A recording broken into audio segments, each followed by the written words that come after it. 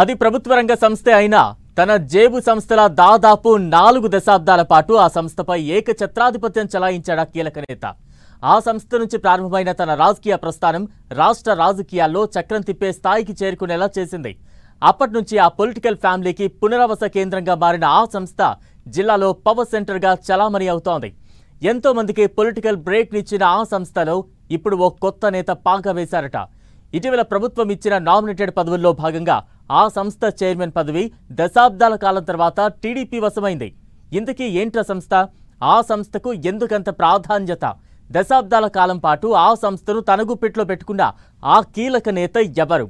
కొత్తగా పాగా వేసిన ప్రస్తుత నేత తన మార్క్ను చూపిస్తారా?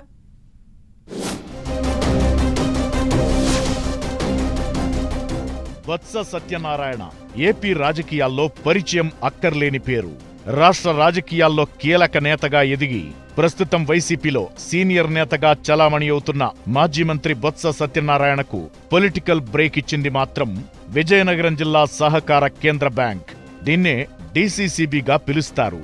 4 దశాబ్దాల పాటు రాజకీయ చరిత్ర ఉన్న దీనికి చైర్మన్లుగా, పాలకవర్గ సభ్యులుగా ఎంతోమంది హేమాహేమీలు, ఉద్దండులు సేవలందించారు. అలాంటి అత్యంత కీలకమైన డీసీసీబీకి తాజాగా టీడీపీ యువనేత, Cheepurupalli TDP in-charge Kimidi Nagarjuna chairman గా నామినేట్ అయ్యారు. టీడీపీ ఆవిర్భవించిన 42 ఆ పార్టీకి కేవలం ఇది 2వ అవకాశం మాత్రమే. 1916లో స్థాపించిన డీసీసీబీకి బొత్సకు ముందు, ఆ తరువాత అనే చెప్పుకోవాలి. 1992లో తొలిసారిగా ఆయన దీని సారథ్య బాధ్యతలు చేపట్టాకే డీసీసీబీ ఉనికి జనబాహుళ్యంలోకి వెళ్ళింది. ఆయన వరుసగా రెండోసారి కూడా చైర్మన్ అయ్యాక జిల్లా రాజకీయాలకు కేంద్ర బిందువుగా మారింది. అప్పటి వరకు అన్నదాతల సేవలో పునీతమైన డీసీసీబీ క్రమంగా రాజకీయ పునరావాస కేంద్రంగా మారిందన్న ఆరోపణలొచ్చాయి. అయితే బొత్స ఆశీస్సులు ఎవరికి ఉంటే వారికి మాత్రమే ఈ పదవి వచ్చేదన్న నానుడి అప్పట్లో ఉండేది. అసలు డీసీసీబీ అంటే దాదాపు బొత్స ఫ్యామిలీ సంస్థగా ముద్రపడిపోయింది. అలా 40 ఏళ్లుగా డీసీసీబీని బొత్స ఫ్యామిలీ ఏలింది. దీంతో టీడీపీకి 4 దశాబ్దాలుగా డీసీసీబీ అందని ద్రాక్షలా మారిపోయింది. సీన్ కట్ చేస్తే ఎన్నాళ్లకు మళ్లీ డీసీసీబీపై టీడీపీ జెండా ఎగిరింది. బొత్స సొంత నియోజకవర్గం చీపురుపల్లికి టీడీపీ ఇన్ఛార్జిగా ఉన్న కిమిడి నాగార్జునకే డీసీసీబీ చైర్మన్ గా ఛాన్స్ వచ్చింది. 2019 ఎన్నికల్లో బొత్సపై కిమిడి నాగార్జున పోటీ చేసి ఓడిపోయారు. అప్పట్నుంచి బొత్సపై పట్టు సాధించేందుకు నాగార్జున ప్రయత్నించారు. గతేడాది జరిగిన సార్వత్రిక ఎన్నికల్లో బొత్సపై మరోసారి పోటీ చేసేందుకు కిమిడి సిద్ధపడినా ఆయనకు టికెట్ దక్కలేదు.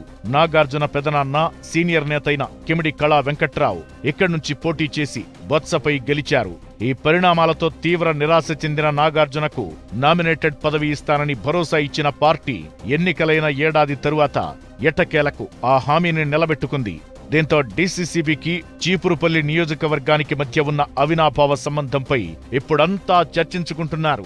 అప్పుడు సత్తిబాబు, ఇప్పుడు నాగార్జున అంటూ చీపురుపల్లి పాలిటిక్స్ లో చర్చ మొదలైంది. విజయనగరం జిల్లా డీసీసీబీకి 106 సంవత్సరాల చరిత్ర ఉంది. ఇందులో 1.3 లక్షల మంది సభ్యులు, 24 బ్రాంచులు, ఏటా కనిష్టంగా 2000 కోట్ల రూపాయల టర్నోవర్ కలిగి ఉంది. కొందరు నేతలు బినామీ పేర్లతో 100 కోట్ల రూపాయల రుణాలు మెక్కేసి యగనామం పెట్టిన ఘటనలు కూడా ఉన్నాయి. అలాంటి పరిస్థితుల్లో దీన్ని సంస్కరించి గాడిన పెట్టడం అంత సులువు కాదన్న వాదనలు సైతం రాజకీయ వర్గాల్లో వినిపిస్తున్నాయి. అలాంటి పరిస్థితుల్లో డీసీసీబీని ప్రక్షాళన చేసి దీన్ని రైతు సేవకు పునరంకితం చేసేందుకు చైర్మన్ కిమిడి నాగార్జున ఏ విధంగా ముందుకు వెళతారో అన్నది ఇప్పుడు ఆసక్తికరంగా మారింది.